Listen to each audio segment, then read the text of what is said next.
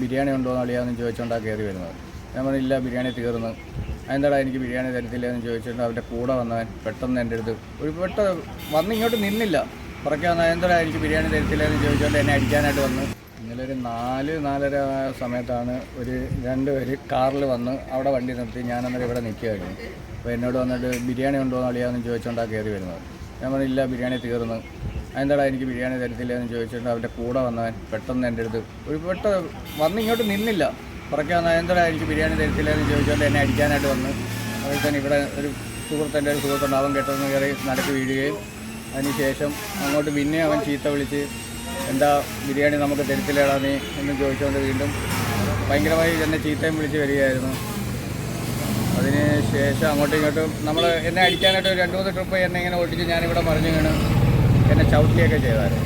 അപ്പോൾ നമ്മളത് കേസ് കൊടുക്കാനായിട്ട് സ്റ്റേഷനിൽ പോയ സമയത്ത് ഇവിടുന്ന്